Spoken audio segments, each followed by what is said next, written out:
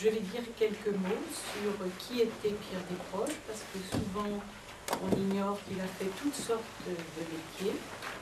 Et ensuite, nous allons lire en alternance des textes avec ma partenaire qui s'appelle Ghislaine Lalanne, que certains d'entre vous connaissent bien. Voilà. Donc je vais vous dire quelques mots sur Pierre Desproges, que toutes les deux nous adorons, et ensuite donc ces textes en alternance. Alors Pierre Desproges a été vendeur d'assurance vie, directeur de société commerciale, pronostiqueur de courses, journaliste stagiaire au journal L'Aurore, pour ceux d'entre vous qui connaissent l'orientation qu'avait l'Aurore, partenaire complice de Jacques Martin dans l'émission Le Petit Rapporteur, mais ça vous ne l'avez pas oublié, vedette américaine du spectacle de Thierry Leluron, seul sur scène au Théâtre Fontaine, au Théâtre Grévin. Là, j'en profite pour vous dire qu'il y a des cassettes qui existent et qui sont absolument hilarantes, une fois au Théâtre Grévin et une fois au Théâtre Fontaine. Et il a sillonné toutes les routes de France avant d'être chroniqueur de La Haine ordinaire et de La Minute de Monsieur Cyclopès, dont vous vous souvenez peut-être. Avocat général aux côtés de Claude Villers dans les tribunaux des flagrants délires, Pierre Desproges nous a quittés à 48 ans. Je pense qu'il n'est pas mort, encore moins oublié et seulement absent. Il nous aimait.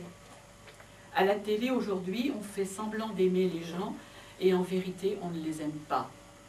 Lui passait son temps à faire semblant de ne pas nous aimer et pourtant il nous aimait.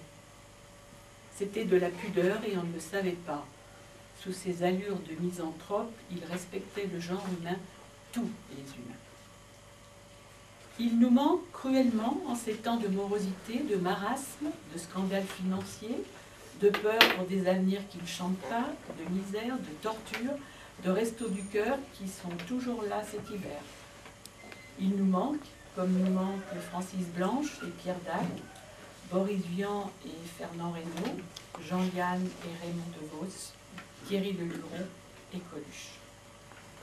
Comme eux, ou peut-être davantage, il a été un agitateur de conscience, un écrivain humoriste qui a dénoncé par le rire et fait souvent pleurer. Son esprit modeste insultait la médiocrité, traquait sans répit la bêtise pour notre plus grand plaisir. Son intelligence visionnaire s'attaquait à tous les sujets et débusquait sans tartufferie, et débusquait sans relâche toute la tartufferie du monde. Il avait la grâce, c'est pas moi qui le dis, c'est Guy Bedos après sa mort. Il était géant, comme disent les jeunes de nos quartiers. Oui, ce prince des mots, des formules, des calembours, incorrects, insolents, impitoyables, intarissables, indignés, insupportables, impertinents, ne vieillira jamais. Parlons-en, et parlons-en maintenant. Les questions qui me hantent sont celles-ci. Peut-on rire de tout? Peut-on rire avec tout le monde? À la première question, je répondrai oui, sans hésitation. S'il est vrai que l'humour est la politesse du désespoir, s'il est vrai que le rire, sacrilège blasphématoire que les bigots de toutes les chapelles taxent de vulgarité et de mauvais goût, s'il est vrai que ce rire-là peut parfois désacraliser la bêtise, exorciser les chagrins véritables et fustiger les angoisses mortelles, alors oui, on peut rire de tout, on doit rire de tout. De la guerre, de la misère et de la mort.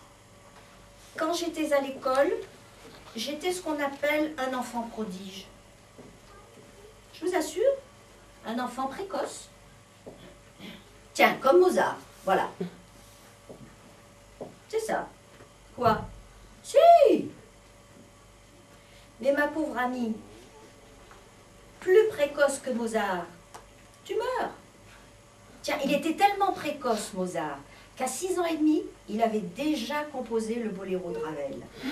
Et il était tellement précoce, Mozart, qu'à 10 ans et demi, accompagné par le quatuor Amadeus, comme d'habitude, il il avait déjà déshonoré sa cousine, la petite Cochelle 506.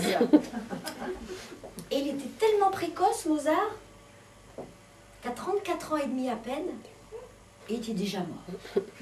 Ah, faut le faire. J'aime bien Mozart, moi. Je ne sais plus très bien qui disait à propos de Mozart, je ne sais plus si c'est Lucien Guitry ou Sacha Distel, c'est un cycliste, mais lequel? En tout cas, quelqu'un a dit à propos de Mozart, après une symphonie de Mozart, le silence qui suit est encore de Mozart. C'est joli, non? Alors qu'après un discours de Mauroy, le silence qui suit, c'est la France qui roupille. Ce que je préfère dans Mozart, c'est pas le boléro de Ravel en tout cas. Et d'ailleurs, réfléchissez une seconde, le boléro de Ravel, c'est pas de Mozart, c'est de Ravel, quoi. Non, ce que je préfère dans Mozart, c'est le Requiem de Fauré. Le Requiem de Fauré que je vais d'ailleurs écouter tous les ans à l'église de la Madeleine, au mois de mai-juin, par là, à la Madeleine, où Fauré était organiste d'ailleurs, de son vivant.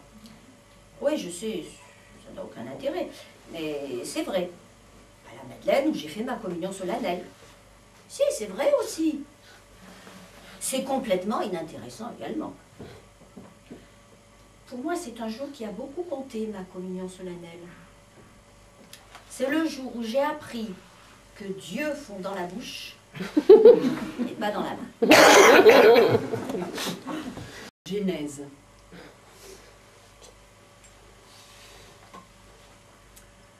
Le premier jour, Dieu dit que la lumière soit. Et la lumière fut. Le deuxième jour, Dieu créa le ciel et les étoiles et les planètes. Le troisième jour, Dieu créa Lynn Renaud. Ce qui nous explique, avec le recul, qu'elle soit moins fraîche aujourd'hui. Ça c'est pas rangé. Le quatrième jour, Dieu dit que la terre soit. Et la terre fut, avec ses ruisseaux pleins de gaieté, ses arbres pleins d'oiseaux et ses animaux pleins de poils. Alors vint le cinquième jour. Et Dieu créa la mer profonde et insondable aux multiples rivages et aux abysses infinis où tandis que le requin chasse, le mérou pète. Le sixième jour, enfin, Dieu contempla son œuvre et se dit soudain que toute cette splendeur ne servirait à rien s'il ne mettait pas un être supérieur qui pourrait dominer ce trésor inépuisable. Alors Dieu dit que l'homme soit, et le con fut. Le septième jour, Dieu se reposa, car c'était son jour, et parce qu'il avait fait tout seul les 3/8. Il était très satisfait de son œuvre et contemplait l'homme qu'il avait créé à son image. Et Dieu dit encore, « Tu t'appelleras Adam, tu me rendras grâce et louange, car c'est moi le patron. Et tu vivras en paix dans l'Éden que j'ai créé pour toi, parmi les fleurs étranges aux 1000 senteurs inconnues, et dans la douceur incroyable d'un été sans fin. Va et sois heureux. » Adam. Le lion royal et l'humble chèvre sont tes amis. Ton Dieu veille sur toi et les petits déjeuners sont servis dans la chambre jusqu'à 9h30. Merci, mon Dieu, de me combler ainsi, dit Adam. Merci pour les fleurs et pour le lion royal. Et merci pour l'humble chèvre. Dommage qu'il n'y ait pas de gonzesse.